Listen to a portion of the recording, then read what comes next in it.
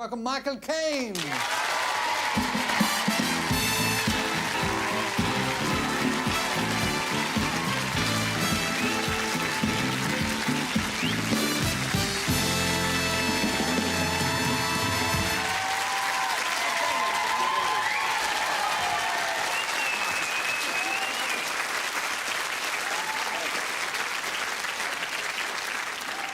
It's been about 15 years I've been trying to get you on the show. Yeah, it's been about 15 years, Des. Nice to have you here. I didn't know you'd been on that long. Even longer, I think. Yeah. Did you really kiss Michelle Pfeiffer for 4 minutes? 4.5 minutes, yeah. I was doing a movie called Sweet Liberty, and they had a sequence. You know, at the end of a movie, they put the cast rolls up and all the credits and everything, and they halted on this kiss. And they said, well, the credits are 4.5 minutes, so just hold the kiss. You know, which was great with Michelle Pfeiffer. Messy job, someone's got to do it. And we rehearsed for a bit, and then we went on and did it. How many takes, Michael? We did 5 takes. That's 25 minutes? Yeah, 25 minutes. Really? I kissed her for it. But what happened was they had what's called a steady cam, which is just a camera that they hold. And they were running round and round in a big wide circle round us doing this shot, which was, you know, at the end of the film, it was just going round and round and round and romantic music. But, of course, all the crew were running round and they were falling over, the camera fell over, people were bumping into each other, and we were kissing, and we were kissing away, and I hear people going, oh, shit. And then, after, you really cannot kiss anybody, including Michelle Pfeiffer, for 4.5 minutes, because... You know, if you kiss, I'm sure we've all kissed somebody here sometime or other. I mean, there is a moment which you both decide you've got to break away, even if it's only for air. But so if you have to kiss for 4.5 minutes, you start to laugh. It's the funniest thing, and you can actually see our shoulders. We were in hysterics by the time we finished. Well, I mean, what do you think about it? I've got to get the Hoover fixed. You've got to be thinking about it. I thought about my wife. That's the right answer. That's definitely the right She's answer. watching, so... Well, the whole time I thought about it. And then we started to laugh. I thought about the washing and the laundry and getting the cable TV fixed and stuff like that. What do you do, Michael? There must be a time when, even though a girl kind of appears to be... someone's been booked, and I don't assume you're in every casting. Somebody turns on, you've got to kiss her. Is there a time you think, oh, God, I can't kiss her? I mean, what do you do? Well, it's very difficult. I've had to kiss some very strange women. It's not all Michelle Pfeiffer, I can tell you. I just kissed Miss Piggy as a matter of fact. I did, yeah. I just did a movie of the Christmas Carol, which is the Christmas movie for the Muppets. I was the only human being in it, and I played Scrooge. So I didn't kiss her on the lips. No. You know, because her nose comes out too far. Only on the cheek, yeah. Tell me about your... I mean, everybody's talking about this new autobiography. What's it all about? I mean, why write an autobiography, Michael? Well, it was strange, because there are about 10 or 15 biographies of me, which is, you know, written by somebody else. And I read 1 or 2 of them, and I got sort of halfway through, and I thought, this isn't me at all. What are they writing about? But I forgot it. I said, it doesn't matter, because the biographies disappeared very quickly. And then one day, I was watching an impressionist.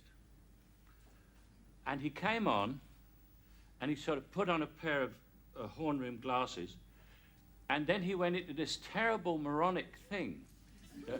And I realised he was doing me, because he mentioned he suddenly went, hello, my name is Michael Caine.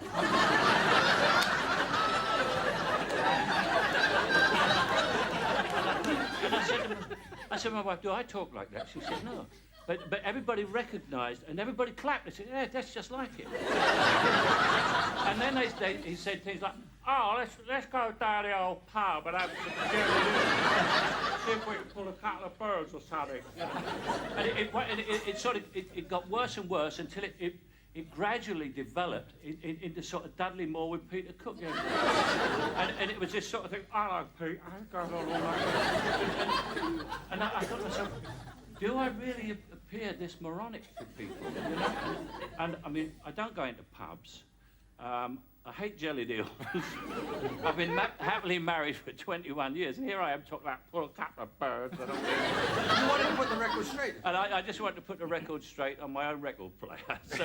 So I sat down for 2.5 years and wrote, not 2.5 years solid, off and on writing about it. It's not a kiss and tell thing, and you've done none of that. Although you have actually been the victim of that, haven't you? Been.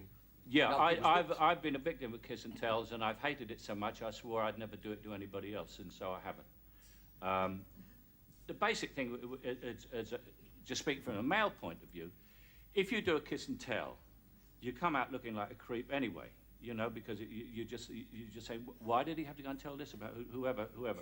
You upset a lot of people, you know, if you've had a sort of varied sex life, you upset a lot of people. And I don't really think it's fair on people's families. It's all so many years later, and I hate that sort of thing. I really hate it when it's done to me, and I refuse to do it to anybody else. Well, you're very happily married. You've been married Yes. to Shakira, what, 20 years? 21 years, yes. I nearly run her over, by the way. Did you? She doesn't know this. Shopping in Chelsea. She came across her and I just was like, oh no, I could see the headlines. Yeah. Des knocks down Shakira Caine. Yeah. Yeah, well, when Shakira's shopping, she doesn't notice traffic.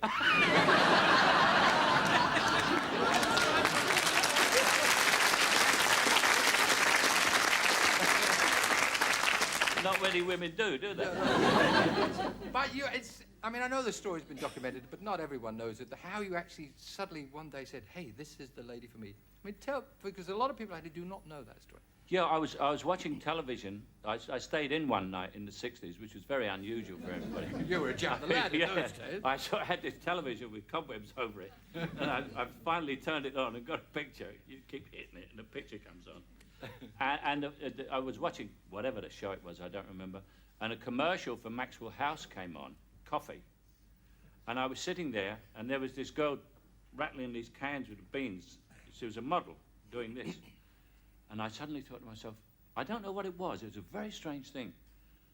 And it was in black and white. I mean, after all, television picture's about this big, so she was about this big in the middle of it. And I thought, that's the one. After all, I was 38 years old, and I went, that's the one. And I went crawling up to the TV set to get a closer look. And there was a great big close-up of a can of Maxwell House coffee. and anyway, I met a guy. The thing was in Brazil, and I thought she was very dark, so I thought she was Brazilian. So I said to my mate who was watching it, we're going to Brazil tomorrow to find her. Just like that? Just like that. And I said, we're going to Brazil tomorrow to find her. So he said, you really want to go? He was my mate, but he wasn't successful, so he wanted to go to Brazil anyway, so he wasn't about to talk me out of it. So I said, I'll pay the fare, we go to Brazil. And so we then went out, and I got all excited because we were staying in. I said, I'm going down Tramp, which is a discotheque owned by a friend of mine. And I'm down there, and a guy comes in, and we start to talk, and the conversation went on, and we were all joking, and I said, I'm in love, you know, and he said, who with? I said, a girl I saw on the television tonight. I said, and I'm going to Brazil tomorrow to find her. So he said, which was not, I mean, the sort of life in the 60s and the sort of people we were, the fact that I would go to Brazil tomorrow to find a girl wasn't unusual. You know, no one said it. It was a crazy world in those days. Yeah, it was a crazy kind of world. He said, oh, yeah, of course you would. Yeah, I would go to Brazil if I saw someone. He said to me, he said, well, I've been watching television all evening. I didn't see any beautiful girls in any shows. I said, you wasn't in a show. He said, I said, well, I saw a Maxwell House commercial. So he said, oh, I know her. I said, oh, really? I said, that's fantastic. So I said, I'm going to Brazil tomorrow to find her. He said, you don't have to go. She lives in the Fulham Road. It's a true story. No. That's it. And she lived in the Fulham Road, right near the ABC. I bet your friend was upset. Yeah. My friend I nearly got to go to Brazil. You're making your own movies now. Yeah, I started off a production company with an American friend of mine called Marty Bregman, and we had this company, and we made the idea is to make films in Britain, but to make films that sort of you might have a chance with commercially. Needs in this country, Michael. Yeah. And I watched your master class when Michael did an acting master class, teaching young actors and actresses, and a lot of what you were saying there was the look, staying still, not moving the eyes, saying it all with just, we're thinking what you're thinking. And that is beautiful. Do you want to be a director sometime? Because in the master class... I do, really. what happens if you're someone like me, everything, as my life went on, all my dreams came true. So I keep having to make my dreams more difficult. So now I've given myself the impossible dream, because having written the autobiography, I now feel that I want to write a fiction book. So You're going to write a novel? I'm going to write a novel, yeah. And I have this great idea for it, which I'm not going to tell anybody, because someone else will write it better than me. And what I want to do is write the book, then write the screenplay, write a sort of third lead for myself, find a couple of young British people who I think could make it internationally, a girl and a boy, a man and a young man and young woman, and then direct it myself. So that's a kind of impossible dream, but that's what I'll be up to for the next couple not for of you, years. I wouldn't think, Michael. No, it's not that impossible, no. I might well be able to manage it. You might well scramble through that. I'll scramble through that. I mean, in that class, in the master class, Yeah. I mean, I think, well, maybe this is something that's in your head. You should do a whole, when you find time, because Yeah. I know that's your problem. You're an earner. You want to earn. Yeah. There are things which are airy-fairy, nice to do, but it's not going to pay the bills. Yeah, I know. If you did that, I think you'd be helping a lot of people. I learned a lot. I mean, I've never done a movie. If I was going to do a movie, apart from telling me not to do it, Michael. I wouldn't tell you not to do it. Well, there's one thing in the business I have never done. I would love to do it. Watching, I learned so much just watching it, which you seem to be saying all the time, which is more than I'm doing right now. Less is best. Don't do anything. The least you can do. Yeah, Jack Lemmon tells a story of that. He was doing his first film with a great director called William Wyler. No, George Cukor. And he was doing this picture, and he was from the theatre, so he was rather big in doing everything, and the face was... George Cukor said, cut, Jack, less. So Jack said, OK. He did the scene again. He said, cut, Jack, less. So Jack Lemmon kept doing it. He said, less, cut, less. And so finally Jack said, George, he said, if I do any less, I'll be doing nothing. And George says, now you got it. Well, that's nothing, if you saw there, it's just a look. Just a look. I'm told you're good at impressions, Michael. Who told you that? Well, I was talking to the producer. I said, you know, we usually get someone to sing a song at the end, and I don't know whether you would, or would ever sing, so I'm not going to push you into that. I can't sing. Oh, well, never stop me. I'm not going to say I know But they say you do a good Sean Connery, and I'm trying to find a nice sort of warm round where we get the applause for the finish here. Yeah. Sean Connery, you do a pretty fair Roger Moore, and you do good John Wayne Walk. Now, pick one of them. John Wayne was doing a charity thing, and someone had paid $50,000 for him to read whatever the man gave him. So he gave him a scene from Hamlet. John Wayne? Yeah. And this is true. I was at this charity dinner, and John Wayne went, to be or not to be? That is a question. Whether it is nobler in the mind as... Who wrote this crap, anyway? And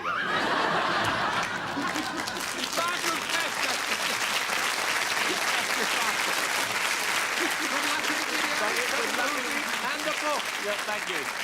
Michael Caine, ladies and gentlemen. Thank you.